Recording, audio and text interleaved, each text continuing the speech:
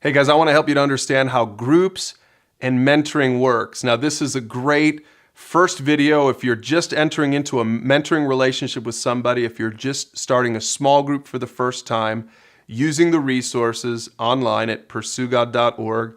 They're set up to spark conversations so that you can discover and share the truth of God's Word together, the truth of a biblical worldview. Now, groups, small groups, and mentoring relationships can really completely revolutionize your life. So it's important to have a relationship like this, but it's also important for you to understand how the whole thing works. And so let's talk about the commitment of the small group leader or mentor, and then also we'll talk about the commitment of the group members or the mentees so that everyone's on the same page and you know how this whole thing works. The first thing is they're committed to modeling a pursuit of God.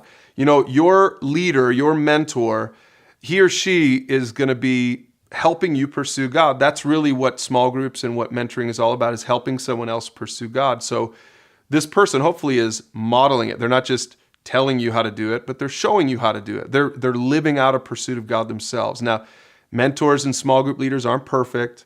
They're regular people. They still mess up. They still screw up. But generally speaking, they're modeling a pursuit of God. They're trying to live that out authentically with you, not just teach you about it in words.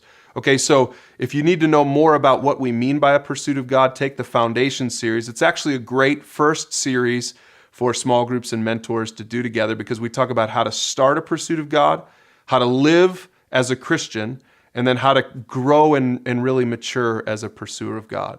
Now, here's the second thing. The group leader commits to praying for group members. And this is a pretty central commitment for the group leader or the mentor, is to say, listen, I'm not just going to teach you truth, and I'm not just going to model it for you, but I'm actually going to be praying for you on a weekly basis. Because what that does is it helps you to know as the group member or the mentee that, hey, this other person cares about me. I've got this person praying for what we talk about, praying for my own life, praying for those things that I share. This will really sort of knit you together, and it will also help you as the mentee or the group member to trust your group leader because you know that they're not just preaching at you. They're praying for you and they care about you. Here's the third commitment, and it's to schedule and facilitate the meetings. Now, I know that sounds really specific and super practical, but it's important that you know who's in charge of scheduling these meetings. That's the mentor's job, to make sure that somebody is putting it on the schedule and saying, let's do this. Let's pick this time. I would really recommend that you pick a regular time every week to get together, whether it's on the phone, whether it's in person, whether it's online, it doesn't really even matter.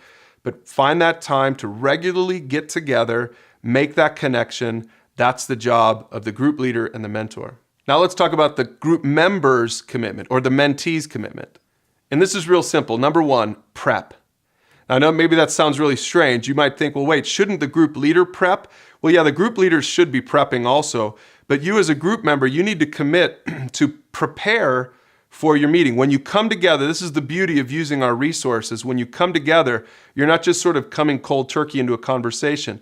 You use something we call the flex method. And if you're new to the resources, you can check that out online. Check it out in the resources below, and you can learn more about this flex method. But the F stands for finding a topic in our library. The L is learning about it on your own. So both the mentor and the mentee learn about it on their own. And then when you get together, you explore it together through conversation. And I know it sounds really simple, but it's important for both of you to understand that this is how it works. And that will really give your conversations the structure that you need to do this and to do it well. So here's the second commitment of the group member or the mentee, and it's just to show up.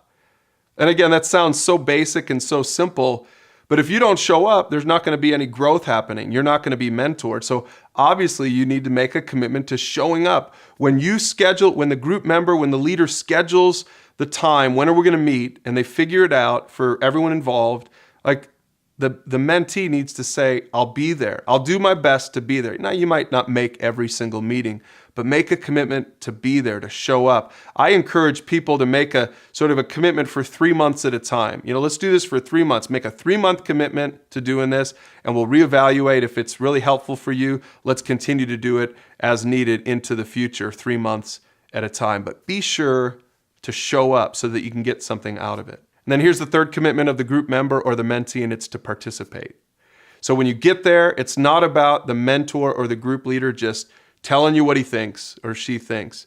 It's about you participating. That's the beauty of the method. You're both watching and prepping from the same video, from the same resources. And now when you get together, you're participating together. The group member, the mentee can be a part of this, can contribute to the conversation. If everybody's participating, it really becomes a conversation. Mentoring is not about someone preaching sermons or talking to somebody or at somebody. It's about having a conversation and talking with somebody. So that's how groups and mentoring works. Now, this is a great first conversation to have in your small group or with your mentor, and you can use the resources below to have this conversation, use those discussion questions, and move forward as you pursue God together.